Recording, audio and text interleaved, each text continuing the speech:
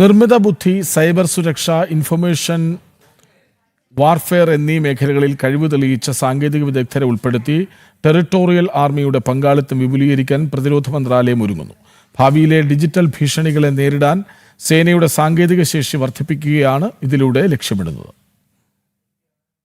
നിർമ്മിത ബുദ്ധി, സൈബർ സുരക്ഷ, ഇൻഫർമേഷൻ വാർഫെയർ തുടങ്ങിയ മേഖലകളിൽ വൈവിധ്യമുള്ള ടെക് വിദഗ്ധരെ സൈന്യത്തിന്റെ ഭാഗമാക്കുവാനുള്ള ഉന്നതതല ചർച്ചകൾ പുരോഗമിക്കുകയാണ്. സാങ്കേതിക വിദഗ്ധരെ ടെറിട്ടോറിയൽ ആർമിയിൽ ജൂനിയർ റാങ്കുകളിൽ നേരിട്ട് നിയമിക്കുന്നതിനൊപ്പം ഓണററി കമ്മീഷനുകൾ നൽകുന്ന കാര്യവും കേന്ദ്ര സർക്കാരിന് സജീവ പരിഗണനയിലുണ്ട്. 2024 ഒക്ടോബറിൽ ടെറിട്ടോറിയൽ ആർമി ആരംഭിച്ച ഇന്നോവേഷൻ സെൽ വഴിയാണ് AI, ഡ്രോൺ, സൈബർ സുരക്ഷാ പരിഹാരങ്ങൾ എന്നിവയിൽ സേനയ്ക്ക് വിദഗ്ധ ഉപദേശം ലഭിക്കുന്നത്. ഇതിന്റെ ഭാഗമായി ദേശീയ തലത്തിൽ വാർഷിക ഹാക്കത്തോണുകൾ സംഘടിപ്പിക്കുകയും അതിൽ കഴിവ് തെളിയിക്കുന്നവർക്ക് സൈനിക സാങ്കേതിക യൂണിറ്റുകളിൽ ഇന്റേൺഷിപ്പ് നൽകുകയും ചെയ്യുന്നുണ്ട്. നിലവിൽ രാജ്യത്തുടനീളം 59 യൂണിറ്റുകളിലായി 44,400ഓളം പേരാണ് ടെറിട്ടോറിയൽ ആർമിയിൽ പ്രവർത്തിക്കുന്നത്. സാധാരണ സിവിലിയൻ ജോലികൾ തുടരുന്നതിനൊപ്പം സന്നദ്ധ പ്രവർത്തനം എന്ന നിലയിൽ സൈനിക സേവനം നടത്തുന്ന ഒരു പാർട്ട് ടൈം സൈനിക റിസർവ് സേനയാണിത്. ടെക് വിദഗ്ധരെ കൂടി ഉൾപ്പെടുത്തുന്നതോടെ ഡിജിറ്റൽ യുഗത്തിലെ സുരക്ഷാ വെല്ലുവിളികളെ നേരിടാൻ ഭാരതത്തിന്റെ സൈന്യത്തിന് പുതിയ കരുത്ത് നൽകും. ജനം, ഡൽഹി.